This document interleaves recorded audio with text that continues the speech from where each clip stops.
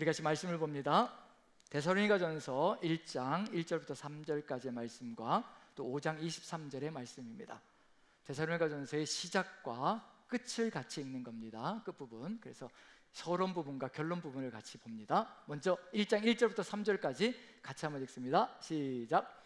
바울과 실로아노와 디모데는 하나님 아버지와 주 예수 그리스도 안에 있는 데살로니가인의 교회에 편지하노니 은혜와 평강이 너희에게 있을지어다. 우리가 너희 모두로 말미암아 항상 하나님께 감사하며 기도할 때 너희를 기억함은 너희의 믿음의 역사와 사랑의 수고와 우리 주 예수 그리스도에 대한 소망의 인내를 우리 하나님 아버지 앞에서 끊임없이 기억하니 평강의 하나님이 친히 너희를 온전히 거룩하게 하시고 또 너희의 온 영과 혼과 몸이 우리 주 예수 그리스도께서 강림하실 때 흠없게 보존되기를 원하노라. 아멘. 아멘. 1장 1절부터 3절까지는 시작이고요. 5장 23절은 이제 데살로니가전서 마지막 끝장 5장의 결론 부분이라고 볼 수가 있습니다. 어떤 목표를 가지고 가고 있는지가 이제 시작과 끝 부분을 보면서 분명하게 드러나는데요. 우리가 걸어가야 될 길도 이 속에 가득히 들어차 있기 때문에 같이 한번 데살로니가전서를 나누면서 하나님의 마음을 마음에 같이 새기는 시간이 되었으면 참 좋겠습니다. 자, 데살로니가전서까지 왔다는 얘기는 무슨 얘기냐면요, 이제 교회를 향해서 주시는 서신은 마지막에 도달했다는 얘기입니다. 그 다음 부분은 디모데 전서후서, 디도서, 빌레몬서는 개인에게 보내는 서신이거든요. 목회자에게 보내고 또 한 형제에게 보내는 서신. 그래서 그 뒤로는 개인적인 서신들이 등장합니다. 그래서 교회를 향해서, 교회 공동체를 향해서, 우리를 향해서 보내는 서신은 이제 데살로니가 전후서가 마지막입니다. 그럼 결국은 어떤 생각이 들어갈 수가 있느냐면요, 그러면 마지막으로 교회 공동체에게 주시는 내용은 어떤 내용일까? 우리도 지금 마지막까지 지켜내야 될 그런 삶의 모습이 어떤 것일까? 그게 이제 데살로니가 전서 후서에 들어가 있는 내용이거든요. 어떤 모습이 우리가 지켜야 될까? 마지막에 지금 로마서부터 시작했거든요. 로마서부터 시작하면서 로마서는 복음의 시작, 복음이 세상에 전파되는 것, 로마에 전파되고 또 세상에 전파되는 것, 복음의 핵심이 무엇인가? 바로 예수 그리스도의 십자가 보혈의 공로로 값없이 우리가 의롭다함을 받았다. 그걸 이제 로마서는 시작을 하고 있거든요. 복음이 처음으로 시작되는 것이 어떤 것인가? 그걸 얘기하고, 마지막에 이제 데살로니가 전서 후서로 와서는 이제 마지막으로 우리가 이 모든 복음 위에 서 있다면 이제 마지막으로 우리가 준비해야 될 것이 무엇이며 살아가야 될 삶의 길이 무엇인가? 그걸 이제 강조하는 것으로 데살로니가 전서가 마감되어집니다. 어떤 내용일까? 이건 누구의 이야기를 그대로 또 반복하고 있는 중이냐면요, 예수님께서 하셨던 것을 그대로 바울이 따라가고 있는 중입니다. 예수님이 복음의 시작이고 거기에 덧붙여서 또 마지막에 십자가 지시기 전에 마지막으로 가르친 말씀은 무엇일까? 바울도 지금 마지막에 이렇게 주고자 하는 의중이 들어가 있는 그런 내용을 펼치고 있거든요. 예수님께서 십자가 지시기 위해서 예루살렘에 입성을 하셨죠. 그 예루살렘에 입성하신 다음에 마지막으로 가르친 내용은 도대체 뭘까요? 정말 유언과도 같이 마지막에 가르치신 내용, 가장 강조했던 내용이 무엇일까요? 그게 지금 우리가 지금도 지키며 걸어가야 될 삶의 길이거든요. 그게 무너지는 그 순간에 땅의 것을 바라보고 위의 것을 바라보는 삶이 멈춰진다는 거. 우리는 끊임없이 땅의 것이 아니라 위의 것을 바라보며 살아가야 하는데, 우리의 삶의 길 속에서 이게 사라지는 그 순간에 우리는 모든 것이 땅의 것으로 갈 수밖에 없는 인생이 되어버린다는 거, 그걸 알려주고 있는 중인데, 마태복음 21장부터 25장까지거든요. 21장에 예루살렘에 입성하셨습니다. 그러고 나서 이제 마지막 가르침이 시작되는 거거든요. 25장까지 가르치십니다. 그리고 26장에 잡히시고 27장에 십자가 달리시죠. 그럼 25장까지가 마지막 가르침인데, 그 내용 속에 가장 강조되는 게 뭘까? 비유들이 가득 들어차 있어요. 비유들이 가득 들어차 있는데, 첫 번째 포도원 농부의 비유가 들어가 있고, 공통점을 찾아보세요. 포도원 농부의 비유가 들어가 있고요, 혼인잔치의 비유가 들어가 있고, 그 다음에 또 열처녀의 비유가 들어가 있고요, 그 다음에 달란트 비유가 들어가 있고요, 그리고 양과 염소를 가르는 비유가 들어가 있습니다. 공통점이 있습니다. 이 모든 비유, 마지막으로 주시는 가르침의 모든 비유들의 공통점이 있어요. 뭐냐면요, 마지막 결산의 날이 다가온다는 겁니다. 포도원 농부도 열매를 내놔야 될 결산의 시기가 오고, 혼인잔치에 어린 양을 만나야 되는 시점이 다가올 것이며, 거기에 덧붙여서요, 또 열처녀가 신랑을 기다리고 있는 중이거든요. 신랑이 부지불식간에 도적같이 온다는 것을 보여주고 있습니다. 달란트 비유도 역시 마찬가지로 마지막 열매, 아무것도 남기지 못하는 사람의 그 처참한 최후, 그리고 마지막에 양과 염소를 가르는 것도 무엇을 주님께 올려드렸냐에 따라서 마지막에 갈림길이 갈라지는 거예요. 영생이냐 영벌이냐로 갈라지는 겁니다. 마지막 한 가지 포인트는 뭐냐면요, 나는 반드시 다시 올 것이라는 겁니다. 주의 강림입니다. 주님께서는 반드시 재림하신다는 겁니다. 주님께서 우리를 맞이하시기 위해서 오신다는 얘기예요. 신부를 맞이하기 위해서 오신다는 얘기거든요. 우리를 데려가시기 위해서 오신다는 겁니다. 예수님께서 마지막으로 가르치신 건 뭐냐면요, 주의 강림이 반드시, 주의 오심이 반드시 있다는 것을 끊임없이 가르치며 깨어있으라고 끊임없이 강조하십니다. 데살로니가 전서에도 뭐가 들어가 있을까요? 강림이란 단어가 가득히 들어차 있습니다. 데살로니가 전서가 1장부터 5장까지 되어 있거든요. 한번 되게 돌아가셔서 읽어보십시오.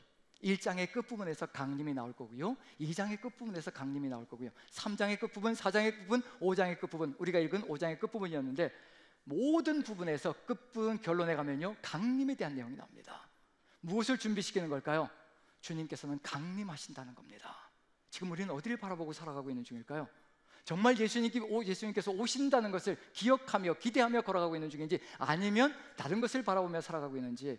우리가 수요 예배 드릴 때마다, 낮 예배든 저녁 예배든요, 예배가 끝날 때마다, 끝나면 일어나서 오른손을 들고 뭐라고 선포하나요?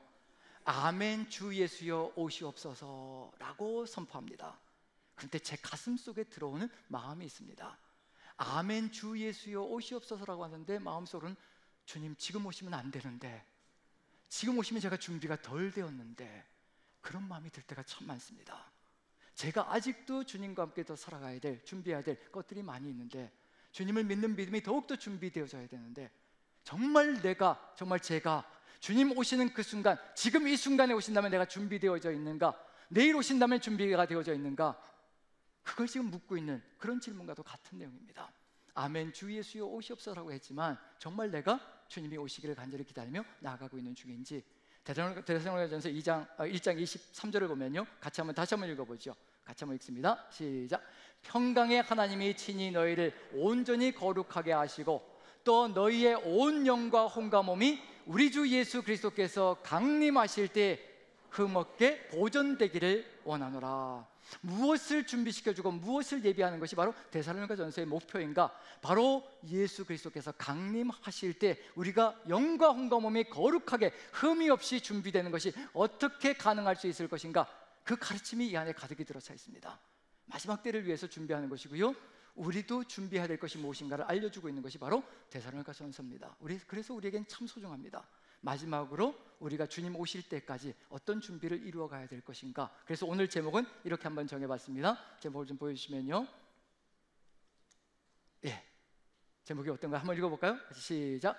주님 다시 오실 때까지, 주님 다시 오실 때까지 우리는 어떤 길을 걸어가야 될 것인가, 어떤 삶을 살아가야 될 것인가, 그걸 우리에게 알려주는데, 데살로니가 전서 속에 이제 가야 될 길이 무엇인지, 우리가 걸어가야 될 길이 무엇인지, 그걸 한번 같이 나눠보도록 하죠. 데살로니가 교회는 상당히 모범적인 모습을 보여주고 있습니다.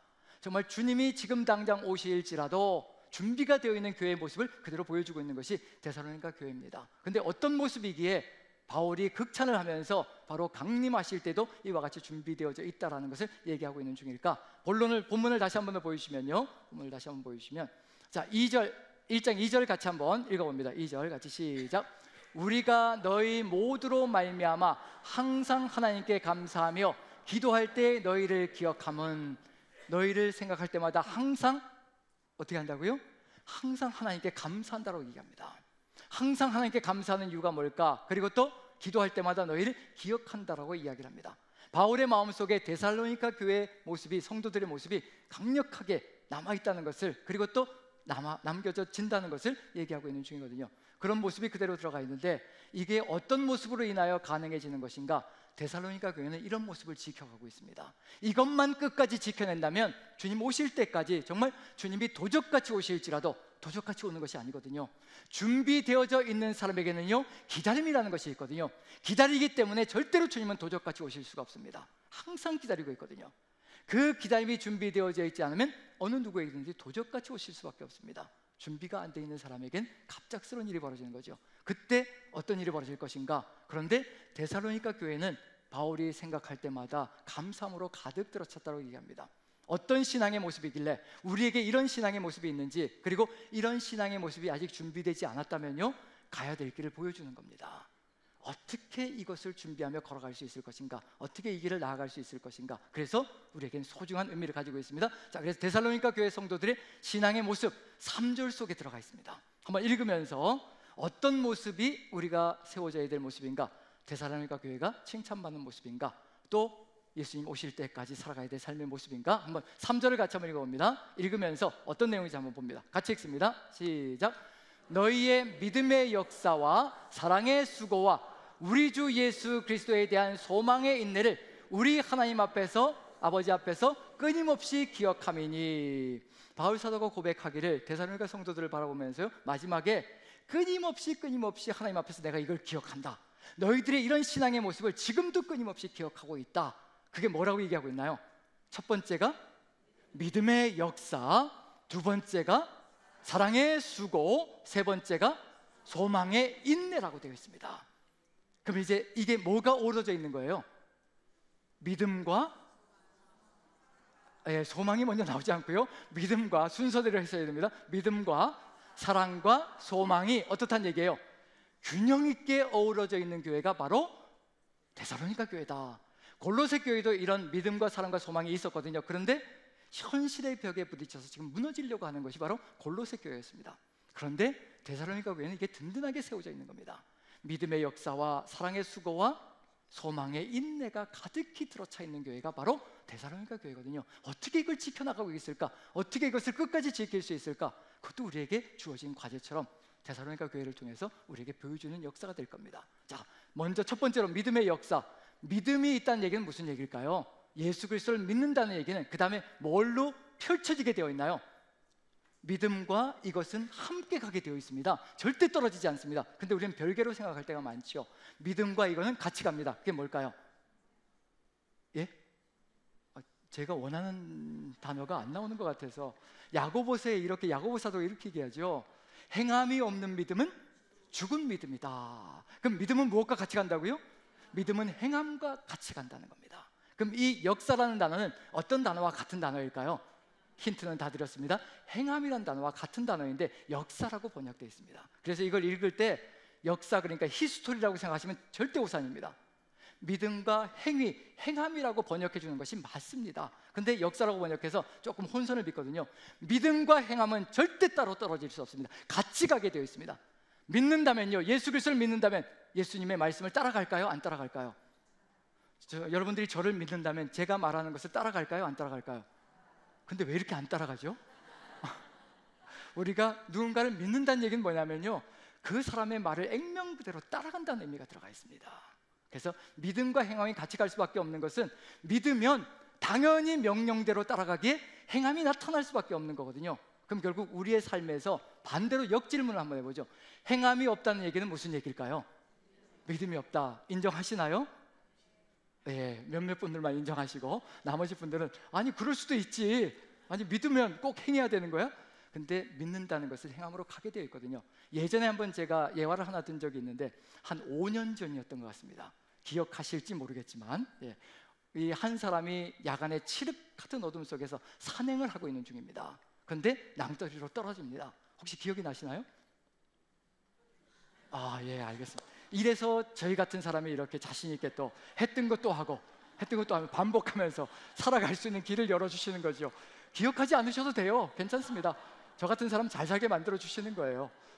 5년 전에 이런 예화를 든 적이 있어요. 믿음에 대해서 이야기를 하면서 한 사람이 칠흑 같은 어둠 속에서 산행을 하는데 발을 헛디뎌서 낭떠러지에서 굴러 떨어지는 겁니다. 그런데 우여곡절 끝에 나뭇가지를 붙잡았습니다. 이제 생각이 나시는 것 같아요. 나뭇가지를 붙잡았습니다. 대롱대롱 매달려서 칠흑 같은 어둠이죠. 아무것도 보이지 않습니다. 위를 향해서 이제 소리치는 거죠. 살려주세요, 살려주세요. 아마 그리스도인이었던 것 같습니다. 하나님 제발 살려주십시오. 그리고 하는 말이 있죠. 살려만 주시면 이렇게 하고 저렇게 하고 이제 가진 얘기를 다 하는 거죠. 그런데 이게 웬일입니까? 그렇게 기도할 때마다 응답이 없으셨는데 그날은 그 칠흑 같은 어둠 속에서 하늘에서 소리가 들리는 겁니다. 누가 나를 불렀느냐? 무엇을 원하느냐? 그때 뭐라고 얘기할까요? 살려달라고 몸부림치는 거예요. 살려주십시오, 살려주십시오. 그때 하나님께서 말씀하시길, 살고 싶으냐? 그 손을 놓아라. 자, 어쩌시겠어요? 지륵 같은 어둠 속에서 아무것도 보이지 않아요. 지금 어떻게든지 살려고 몸을 지금 붙잡고 있는데 그 손을 놓아라. 야, 못 믿죠? 예, 놓으면 어떻게 될지 모르잖아요. 그게 우리의 믿음일 수가 있습니다. 그래서 이 사람이 소리치는 게 뭘까요? 위를 바라보면서 뭐라고 소리칠까요? 그 위에 다른 분 안 계세요. 이게 우리의 믿음일 수가 있습니다. 하나님께서 분명히 말씀해 주셨는데 그건 내 마음에 안 들어요. 지금 붙잡고 있는 거, 이거 부여잡고 있으면 그래도 세상 속에서 살 수 있을 것 같아요. 물질을 좀 부여잡고 성공을 부여잡고 내 계획을 부여잡고 살아가면 살 수 있을 것 같아요. 이거는 부여잡고 있는 건 그대로 부여잡고 내가 원하는 거 이루어달라고, 더 나은 거 이루어달라고 끊임없이 몸부림치는 게 우리의 믿음이라는 거거든요. 근데 주님께서 놓으라고 하시는 겁니다. 놓아라. 진정한 자유의 세계가 거기에 있느니라. 매일매일 기적을 보는 세상이 거기에 펼쳐질 것이라. 우리 주님이 주시기를 원하는 거거든요. 광야 40년 여정 동안에요, 매일 아침에 만나가 내렸습니다. 믿지 못하면 죽는 겁니다.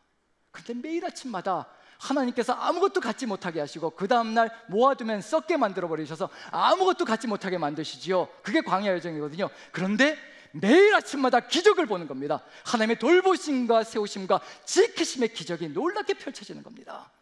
손을 놓으라고 하실 때는요, 죽이려고 그러시는 게 아니란 얘기거든요. 더 놀라운 기적의 세계를 펼쳐 보이시며 나와 함께하는 삶이 얼마나 멋진 삶인가, 매일매일 놀라운 기적 가운데 너를 이끌어갈 하나님이라는 것을 깨닫게 해주시고 믿음으로 충만하게 세우셔서 어떤 역경과 환난 속에서도 아무것도 갖지 못할지라도 하나님 한 분이면 됩니다라는 것을 고백하며 살아가게 만들어 주시려고 놓으라고 하시거든요. 근데 우리는 놓지 못합니다. 그걸 부여잡고 안간힘을 써대면서 이거 어떻게 지켜보려고, 그래서 기도가 달라지기 시작하는 거죠. 하나님의 뜻을 향한 기도가 아니라 하나님 제 삶을 통해서 내 모든 것을 다 가지고 하나님의 뜻을 이루십시오가 아니라 이것만 지켜주시면 제가 하나님의 뜻을 따르겠습니다. 그 기도를 하면서 살아가는 거거든요. 살려고 몸부림치면서 살아가는 겁니다. 기적의 세계가 눈앞에 펼치는데 믿음이 우리 안에 가득히 들어차면요, 우린 다른 세상을 살아가는 겁니다. 행함이 저절로 이루어지기 시작하는 겁니다. 아브라함에게 이삭을 바치라고 할 때 무대뽀로 하나님께서 아무것도 준비 안 된 상태에서 이삭을 바치라고 하겠습니까? 이미 하나님이 누구이신지 다 깨닫게 해주시고 배우게 해주시고 느끼게 해주시고 전능하신 하나님 엘샤다이 하나님이 어떤 분인지 다 배우게 해주신 다음에 그제서야 아브라함에게 나타나셔서 이삭을 나에게 바쳐라. 아브라함이 한치 망설임도 없이 모리아산으로 달려갑니다. 왜 그럴까요? 모리아산으로 올라가면서 이삭이, 아버지, 아브라함은 불과 그리고 칼을 들고요, 이삭은 또 나무짐을 지고 올라가고 있는데 이삭이, 아버지, 번제에 쓸 불도 있고 그리고 또 칼도 있고 그리고 나무도 있는데 번제에 쓸 양이 없습니다. 그때 아브라함이 뭐라고 얘기할까요? 아들아, 걱정하지 마라. 여호와의 산에서 다 준비될 것이라. 여호와 이레 하나님께서 다 알아서 차곡차곡 준비할 테니까 아무 염려하지 마라. 너를 죽여도 살리실 것이라는 것을 내가 믿고 가는 것이기 때문에 아무 걱정하지 마라. 믿음을 다 세워주신 다음에 우리에게 놓으라고 하시는 겁니다. 아브라함에게 다 깨닫게 해주신 다음에 하나님이 누구이신가 다 보여주신 다음에요, 이제 네 손을 펴서 이삭을 놓아라. 내가 더 소중한 것으로 너에게 돌려주마. 그게 우리 하나님의 마음이거든요. 근데 드리면 빼앗기는 줄 알고 모든 것이 다 사라지는 줄 알고 움켜쥐고 살아가거든요. 우리가 가지고 있는 것들을 주님의 명령 따라서 놓기 시작할 때요, 그 행함이 얼마나 아름다운 길을 열어갈 수 있을 것인가. 놓으라면 놓고, 멈추라면 멈추고, 가라면 가고, 내려놓으라면 내려놓고, 그 길을 걸어갈 때요, 하나님의 놀라운 기적이 우리 삶 앞에서 펼쳐지며 우린 주님의 행함을 가지고 살아가는 역사가 펼쳐집니다. 그 믿음을 얘기하는 겁니다. 오직 예수 그리스도를 믿는 믿음이 가득히 들어차 있을 때요, 자연스럽게 우리는 행함으로 나가는 역사가 펼쳐지고 명령 한마디에 모든 것을 내려놓는 존재가 되는 겁니다. 그래서 믿음과 행함은 같이 가는 겁니다. 그럴 때 무슨 일이 벌어질까요? 그럴 때 사랑의 수고가 펼쳐지기 시작합니다. 내 삶 전체를 다 드리는 거거든요. 사랑하는 겁니다. 내 삶 전체를 다 드려서 사랑하는 거예요. 그 사랑이 어떻겠습니까? 나는 너덜너덜해지는 거거든요. 내 모든 감정까지 다 내려놓고 조롱과 핍박 다 받아가면서 끊임없이 사랑하는 겁니다. 그 사랑의 수고, 고난과 역경이 가득히 들어차 있는 것이 수고거든요. 그것을 감수하며 가는 겁니다. 혹시 여러분들의 삶 속에 내가 지금 사랑하고 있는데 왜 이렇게 힘들까? 왜 이렇게 고통스러울까? 왜 이렇게 나는 처참하게 무너지는 것 같을까? 걱정 마십시오. 그게 사랑하고 있는 중입니다. 감정적으로 사랑하면요, 아무것도 펼쳐지는 거 없어요. 내가 해로울 것이 없습니다. 내 감정이 가다가 멈추면 되는 거거든요. 감정으로 사랑하는 것과 삶으로 사랑하는 것은 너무도 차이가 납니다. 우리는 사랑하게 되면 자연스럽게 모든 것이 다 내어지게 되어 있습니다. 그게 바로 우리의 삶이거든요. 사랑은 오래 참고, 사랑은 온유하며, 사랑은 무례히 행치 않고, 사랑은 자기 유익을 구하지 않는데 어떻게 이게 쉬울 수 있겠어요? 내 유익을 구하지 않는데, 누가 나를 이용해 먹으려고 하는데도 불구하고 내 유익을 구하지 않고 내 것을 다 내어주는데, 속옷을 달라고 하면 겉옷까지 내어주는데, 이 사랑이 어떻게 쉬울 수 있겠습니까? 징한 고통의 수고가 그 안에 들어가게 되어 있습니다. 그런데도 불구하고 견딜 수 있는 게 뭘까요? 마지막 이것 때문에 견디는 겁니다. 소망의 인내가 가득 들어차기 때문에 그렇습니다. 소망이 있거든요. 여기가 끝이 아니라는 겁니다. 내 인생이 다 너덜너덜해져서 아무것도 남지 않고 생명까지도 다 닳아서 사라질지라도 우리 구주 예수 그리스도께서 다시 살리신다는 그 소망, 영원한 생명을 주신다는 그 소망, 내 인생은 여기서 끝나는 것이 아니라 이 70, 80이 내 인생의 끝이 아니라 그 다음에는 영원한 생이 펼쳐지는 주님과 함께하는 그 인생이 내 앞에 놓여질 것이라는 그 소망이 우리를 다르게 살아가게 만드는 겁니다. 인내하게 만들고요, 오래 참게 만드는 겁니다. 그 소망이 사라지는 그 순간에 모든 것이 끝장나는 겁니다. 예수 그리스도를 바라보지 못하면요, 절대 믿음의 행함이 이루어질 수가 없습니다. 사랑의 수고로 나갈 수가 없습니다. 조금만 누군가가 나를 이용해 먹으려고 하면요, 그 자리에서 이건 정의와 공의로 안 되는 거야 라고 정의와 공의를 내세웁니다. 나에게는 자비와 긍휼을 집어넣고 다른 사람을 향해서는 정의와 공의의 잣대를 집어넣고 그렇게 살아가는 인생이 되어버리거든요. 사랑의 법이 절대 아니라는 겁니다. 사랑은 내가 다 산산조각 나는 겁니다. 완전히 부서져 깨어지는 겁니다. 나는 사라지는 겁니다. 그래서 어렵고 힘겹고 무겁습니다. 그런데 마지막에 우리 주 예수 그리스도를 향한 소망이 우리를 인내하게 만들고 또다시 일어서게 만들고 또다시 걸어가게 만들고, 제가 목회 여정 속에서 배우는 겁니다. 소망이 없으면요, 한순간에 무너지고요. 저는 이런 고백이 쏟아져 나오더라고요. 목회를 처음 시작할 때는요, 우울감이 막 밀려오기 시작하는 겁니다. 이게 목회였나? 이렇게 평생을 가야 되는 건가? 그 우울감이 막 밀려오는 거예요. 우울증을 앓는 사람들이 이해가 되기 시작했습니다.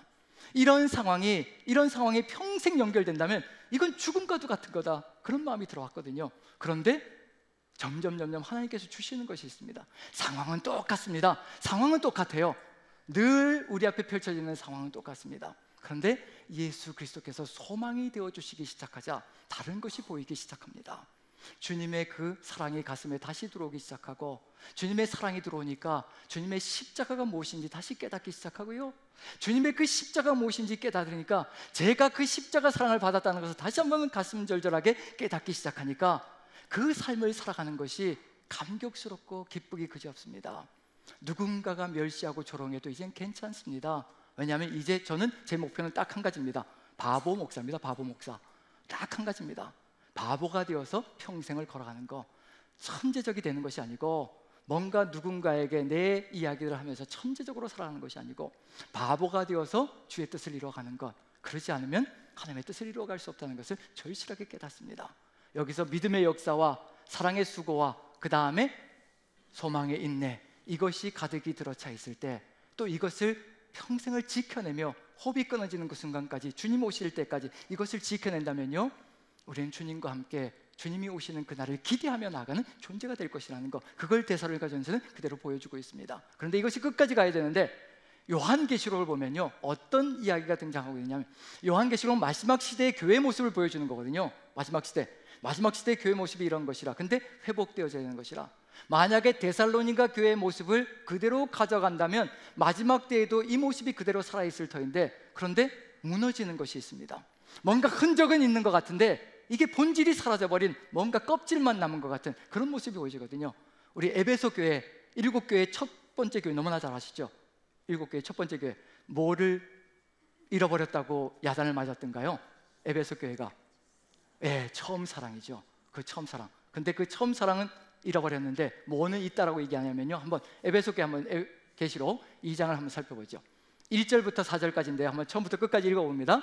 같이 한번 읽어보죠. 그리고 이 속에서 이제 데살로니가 교회의 모습과 비슷한 것이 무엇인지 한번 찾아보시기 바랍니다. 같이 읽습니다. 시작.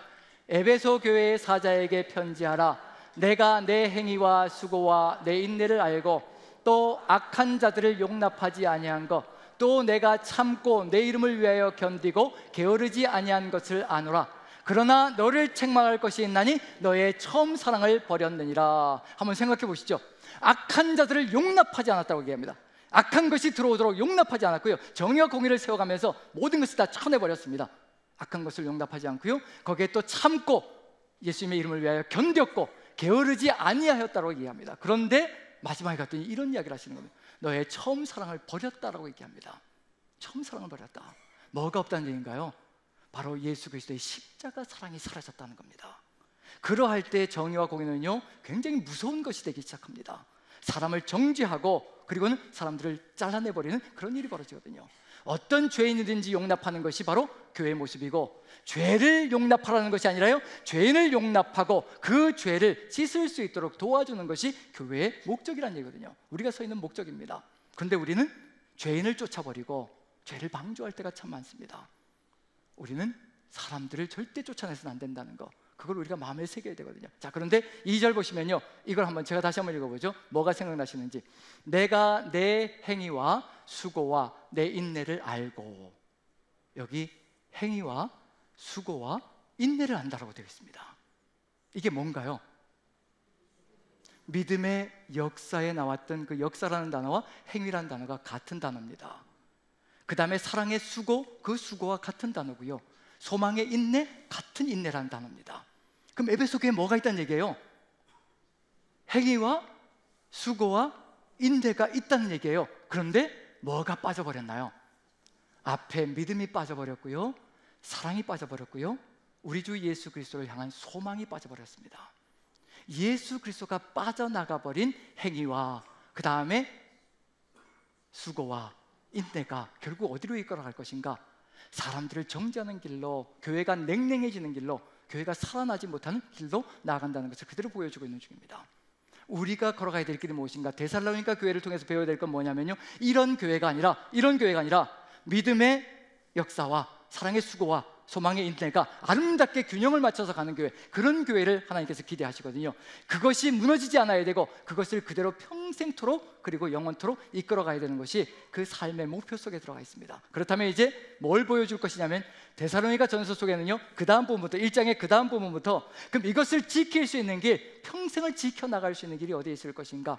예수님께서 오실 때까지 이것을 지키며 걸어갈 수 있는 길이 어디에 있을 것인가? 그것도 보여줄 겁니다. 왜냐하면 바울 사도는 데살로니가 교회가 이걸 지키길 소망하고요, 우리도 그걸 지켜내길 간절히 소망하거든요. 그렇기 때문에 그걸 보여주는 내용이 그 안에 들어가 있습니다. 이제 봐야 될 건 뭐냐면요, 신앙의 흐름을 볼 겁니다. 신앙의 과정을 볼 거라는 얘기예요. 신앙의 과정을 보는데 나는 어디에 도착해 있는지, 그리고 멈추어 있는지 아니면 계속 가고 있는지, 그걸 살펴보면요, 우리가 지금 믿음과 사랑과 소망의 길을 아름답게 걸어가고 있는지 아니면 어느 순간 멈춰버린 것인지 볼 수 있을 것이라 생각되어집니다. 자, 우리 데살로니가전서 1장으로 돌아갑니다. 자, 1장 5절 같이 한번 읽어보죠. 이게 시작입니다. 무엇부터 시작하는지 한번 살펴봅니다. 같이 읽습니다. 시작. 이는 우리 복음이 너희에게 말로만 이르는 것이 아니라 또한 능력과 성령과 큰 확신으로 된 것임이라. 자, 맨 처음에 이루어지는 게 뭔가요? 복음이 어떻게 됐다고 얘기하나요? 복음의 말씀이 이르렀다라고 얘기를 합니다. 데살로니가 성도들에게 복음의 말씀이 이른 거고요. 자, 우리 중에는 전부 다 저는 이렇게 확신합니다. 우리 모두 다는 이것이 5절이 이루어졌다라고 확신합니다. 아멘이죠? 예, 아닌가요? 아직도 복음의 말씀이 이르지 않았나요? 예, 아직도 길감인가 하시는 거예요? 자, 우리는 지금 복음의 말씀이 이르렀기 때문에 지금 누구를 예배하고 있는 중인가요? 우리를 구원하신 예수 그리스도를 예배하고 있는 중이거든요. 우리가 예배자로 이렇게 앉아서 예배 드리고 있다는 얘기는 우리 안에 이미 복음의 말씀이 이르렀다는 걸 얘기합니다. 근데 그 복음의 말씀이 어떻게 일어났는가? 능력과 성령과 큰 확신으로 이루어졌다라고 고백하고 있습니다. 바로 전달하는 사람이 성령의 충만함으로 성령의 능력과 성령의 확신 가운데 이 복음을 증거하고 있다는 것을 얘기하고 있는 것이거든요. 그렇게 우리에게 이 복음이 도달했습니다. 자, 복음이 도달하면 그 다음에 이루어지는 게 뭘까요? 자, 6절을 제가 한번 읽어봅니다. 복음이 도달하면 또 너희는 많은 환난 가운데서 성령의 기쁨으로 말씀을 받아. 자, 복음의 말씀을 잃으면 어떻게 된다고 얘기하고 있나요? 두 번째가 복음의 말씀을 받는다라고 얘기합니다. 어떤 가운데서도요, 많은 환난 가운데서 환난이 보이는 것이 아니라 그 환난 가운데서도 살아서 역사하시는 성령의 충만한 역사로 말미암아 이 말씀이 우리를 기쁨의 삶으로, 복된 삶으로 이끌어간다는 것을 믿고 그 말씀을 받아들이는 역사가 펼쳐집니다. 저는 여기까지 이르렀을 것이라고 확신합니다. 아멘인가요? 네, 이제 조금 더 이제 목소리가 커지셨습니다. 자, 복음이 이렇게 이르렀다면 그 다음에 어디로 가야 될까요? 그 다음에 가는 길이 있습니다. 자, 한번 보죠. 여기까지 가고 있는지 아닌지 한번 그걸 살펴보시죠. 자, 6절을 처음부터 끝까지 한번 다시 읽어봅니다. 같이 읽겠습니다. 시작. 또 너희는 많은 환난 가운데서 성령의 기쁨으로 말씀을 받아 우리와 주를 본받는 자가 되었으니. 자, 그 다음 단계가 뭔가요? 말씀이 이르게 되면요, 그 말씀이 우리 안에 들어옵니다. 받아들입니다. 그렇게 되면 무슨 역사가 펼쳐지는가? 우리 이 말씀을 살아서 운동력이 있습니다. 주의 말씀을 살아서 운동력이 있고 좌우의 날선 어떤 검보다도 예리하여 영과 육과 관절과 골수를 찔러 쪼개기까지 한다라고, 우리의 생각의 모든 것을 드러내신다라고 분명히 선포하고 있거든요. 말씀이 들어오면요, 우리를 움직이기 시작합니다. 그 움직임이 뭔가요? 우리와 주를 본받는 자가 되었다. 지금 우리가 예수 그리스도를 본받는 삶으로 나아가고 있다면요, 우리는 지금 여기까지 온 겁니다. 그 다음에 가야 될 길이 있고요. 그런데 여기서 한 가지 생각해 봐야 될 것은 주와 우리를 본받는 자가 되어야 된다라고 얘기해야 될 것 같은데 뭐라고 얘기하고 있나요? 우리와 주를 본받는 자라고 되어 있거든요. 순서가 바뀌어야 될 것 같은데 누가 앞서가야 되는 거예요?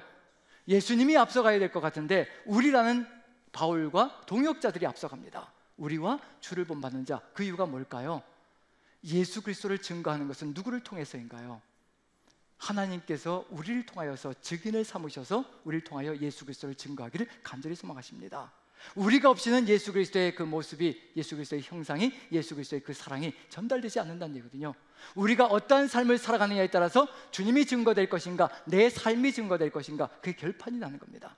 여기서 분명한 것은 복음의 말씀이 나에게 이르렀다면, 그 말씀을 받아들여서 그 말씀이 생명력 있게 움직인다면 우리가 예수 그리스도를 본받아가는 삶이 이루어진다는 거, 그 얘기 속에 뭐가 들어갈 것이냐면요, 에베소 교회 같은 역사는 펼쳐지지 않을 것이라는 거. 만약에 복음이 이르러서 이 복음 속에서 예수 그리스도가 누구이신가를 말씀 속에서 끊임없이 본받아 나간다면요, 에베소 교회 같이 처음의 사랑을 잃어버리는 그런 역사는 사라질 겁니다. 우리가 지금 이 단계에서 계속해서 걸어가는 것, 그것이 우리에게 절실히 필요하고요. 자, 그러면 이제 우리가 본을 받습니다. 예수 그리스도의 본을 받습니다. 그럼 그 다음에 어떤 일이 벌어질까요? 자, 7절 같이 한번 읽어보죠. 7절 같이 시작. 그러므로 너희가 마게도냐와 아가야에 있는 모든 믿는 자의 본이 되었느니라. 자, 본을 받고 나니까 어떤 일이 벌어지나요? 다른 사람들에게 본이 되는 삶이 이루어지기 시작합니다. 다른 사람들이 우리를 통하여서, 나를 통하여서 예수 그리스도가 누구이신지를 깨달아가기 시작합니다. 그런데 데살로니가 교회는 마게도냐 지역에 있는 교회거든요. 그런데 아가야 지역까지 퍼져갔다고 얘기합니다. 그 거리가 무려 500여 킬로미터가 됩니다. 그럼 어디부터 어디까지인가요? 창원에서 어디까지인가요? 창원에서 서울까지, 판문점까지 연결되는 겁니다. 그럼 우리가 예수 그리스도를 본받게 되면 우리를 통해서 어떤 일이 벌어진다는 얘기예요? 우리 창원 남산교회가 예수 그리스도를 본받게 되면 어떤 일이 벌어지는 건가요? 서울까지, 판문점까지 누구의 이름이 높여진다는 얘기인가요? 예수 그리스도의 본이 되어서 세상에 복음을 증거하는 역사가 펼쳐진다는 거, 소문이 그렇게 퍼져나간다는 걸 얘기하고 있는 중입니다. 그 다음에 마지막으로 8절 보시면요, 어디로 연결되어져야 될 것인가? 여기서 끝나는 것이 아니라 여기까지 갑니다. 같이 한번 읽어보죠. 시작. 주의 말씀이 너희에게로부터 마게도냐와 아가야에만 들릴 뿐 아니라 하나님을 향하는 믿음의 소문이 각처에 퍼졌으므로 우리는 아무 말도 할 것이 없노라. 마게도냐와 아가야뿐만 아니라 각처로, 열방으로 퍼져나간다는 것을 선포하고 있는 중입니다. 단지 복음을 받아들이고 그 복음으로 말미암아 예수 그리스도를 본받는 삶을 살아갔을 뿐인데 이것이 각처로 퍼져나가고, 그럼 그것도 모자라서 열방으로 퍼져나가는 역사가 펼쳐지고 있는 중입니다. 그리고 바울이 마지막으로 하는 말이 있죠. 우리는 아무 말도 할 것이 없노라. 너희 믿음에 대하여 아무것도 할 말이 없다. 아무것도 보태고 빼고 할 것이 없다. 너희들의 믿음이 너무도 온전해서 나는 더 이상 할 말이 없는 정도가 되었다라고 이야기하는 것이 데살로니가 교회의 모습 속에 들어가 있습니다. 우리는 어디에 위치하고 있는 중일까요? 복음을 들었고, 그리고 받았고, 그 다음에 예수 그리스도를 본받고, 그리고 이제 본이 되고, 그 다음에 영향력을 끼치고 그 영향력이 대한민국을 넘어서서 열방으로 나아가는 것, 우리는 어느 위치에, 어디에 내 자리가 위치하고 있을까요? 이렇게 연결시켜 나갈 때 어떤 일이 벌어진다는 얘기냐면요, 믿음의 역사와 사랑의 수고와 소망의 인내가 멈춤 없이 평생을 통하여 예수 그리스도 오실 때까지 이뤄간다는 것을 우리에게 알려주고 있는 중입니다. 그걸 누가 얘기하고 있는 중이냐면요, 이제 각처로 소문이 퍼졌잖아요. 각처로 소문이 퍼졌으면 이제 소문을 듣는 사람들마다 데살로니가 교회에 대해서 평가하는 것이 있습니다. 사람들이, 우리 남산교회도 주변 사람들이 이와 같이 평가한다면 어떤 기쁨이 있을 것인가, 어떤 역사가 있을 것인가. 한번 9절부터 한번 보면요, 9절 10절을 봅니다. 9절 같이 한번 읽어보죠. 같이 시작. 그들이 우리에 대하여 스스로 말하기를 우리가 어떻게 너희 가운데에 들어갔는지와 너희가 어떻게 우상을 버리고 하나님께로 돌아와서 살아계시고 참되신 하나님을 섬기는지와. 여기서 보면 그들은 세상 사람들이거든요. 주변의 사람들입니다. 그 주변 사람들이 데살로니가 교회 성도들을 보고 뭐라고 얘기하느냐면요, 어떻게 복음이 들어갔는지, 바울 사도가 어떻게 동역자들과 함께 복음을 전했는지 그 내용을 얘기하고요, 그 다음에 복음을 받자마자 어떤 역사로 살아갔는지, 어떻게 너희가 우상을 버리고 하나님께로 돌아왔는지, 손에 쥐고 있는 것, 매달려 있는 것, 그것을 노랄 때 기꺼이 놓고 믿음으로 놓고 하나님만 받들어서 주의 뜻을 받들어 걸어가는 것, 그걸 이루었다는 얘기를 하고 있는 중이거든요. 우리도 지금 수많은 우상들을 섬기며 살아갈 수가 있습니다. 물질을, 성공을, 그리고 계획을, 이 모든 것들을 부여잡고 걸어갈 수가 있거든요. 그런데 데살로니가 교회 성도들은 그것을 다 놓아버리고 오직 예수 그리스도를 향한 믿음으로 걸어가고 있는 중입니다. 첫 번째 나오는 것이 너희가 어떻게 우상을 버리고 하나님께로 돌아왔는지, 이건 믿음이거든요. 믿음을 얘기하고 있고요, 그 다음에 두 번째로 살아계시고 참되신 하나님을 섬기는지와, 이건 사랑을 얘기합니다. 예수 그리스도를 사랑하고 그 사랑으로 또 사람들을 섬기며 나가는 것, 믿음과 사랑이 연결되어져 가고 있는 중입니다. 이제 마지막으로 하나만 나오면 되겠죠. 그게 뭘까요? 소망이죠. 그 소망이 바로 가득 들어차 있다는 것을 세상 사람이 이야기합니다. 데살로니가 교회 성도들은 무엇을 바라보며 살아가는지 그걸 얘기하고 있는 중이거든요. 자, 10절을 같이 한번 읽어봅니다. 같이 시작.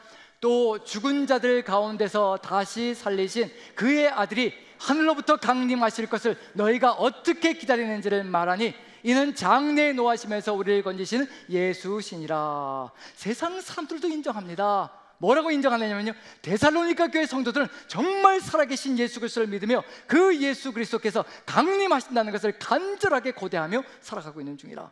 그래서 삶이 달라지는 거라. 오직 믿음으로 예수님만 바라보며 오직 사랑의 행함을 가지고 예수님만 섬기며 살아가는 사랑의 삶을 살아가며 그 길을 걸어가고 있는 중이라. 누가 이렇게 얘기하고 있는 중이냐면요, 이 6가지 과정을 거쳐가고 있으니, 그 길을 걸어가고 있으니 세상 사람들도 데살로니가 교회 성도들은 믿음이 충만하고 사랑이 충만하며 소망이 충만하게 지금도 살아가고 있다고 칭찬하고 있는 중입니다. 우리를 바라보는 사람들, 우리 남산교회를 바라보고 있는 세상 사람들, 주변 사람들이 우리 남산교회 성도들을 바라보며 정말 이와 같이 우상들을 어떻게 버렸는지, 그리고 하나님께 돌아갔는지, 그리고 살아계신 참되신 하나님을 어떻게 섬기고 있는지, 그리고 오직 예수 그리스도께서 오실 것이라는 것을 마음에 새기며 주의 강림을 간절하게 기다리는지, 우리가 세상 사람들이 우리를 향하여 그렇게 칭찬한다면요, 우린 주의 뜻 가운데 정말 주님이 언제 오시든지 아무 상관없이 주의 뜻을 이루어 갈 것이라는 걸 마음에 새기며 다시 한 번 더 도표를 보여드립니다. 자신이 어디 위치하고 있는지를 한번 보시기 바랍니다. 첫 번째 말씀을 듣고요, 두 번째 말씀을 받았고요, 그 다음에 본을 받고요, 예수 그리스도의 본을 받고요, 예수 그리스도의 형상으로 변화되어지는 겁니다. 그 다음에 그 예수 그리스도의 형상을, 주님의 마음을 세상에 전하는 본이 되는 삶입니다. 그 다음에 주변에 영향을 끼치기 시작합니다. 창원부터 서울까지 영향을 끼치기 시작합니다. 그리고 그 다음에 마지막으로 각처에서 칭찬이 쏟아져 들어오기 시작합니다. 우리는 어디에 위치하고 있을까요? 우리 각자마다 위치가 다를 겁니다. 이것을 보여드리는 일은 다른 이유가 아니라요, 내가 어디에 멈추어져 있는지를 보고 거기가 끝이 아니라는 겁니다. 우리가 가야 될 길은 이것이 선순환으로 계속해서 우리의 삶 속에서 이루어질 때 우린 주님이 언제 오시든지 상관하지 않고 믿음의 역사와 사랑의 수고와 소망의 인내를 가지고 주님 오시는 그날까지, 우리에게 호흡이 끊어지는 그날까지 주의 뜻을 받들어 걸어가는 존재가 될 것이라는 것을 마음에 새기시며 자신의 위치를 바라보고 거기에서 멈춰 서 있던 것을 다시 한번 일으켜 세워서 주님과 함께 나아가는 삶이 되시기를 간절히 축원드립니다. 우리 같이 한번 기도했으면 좋겠습니다.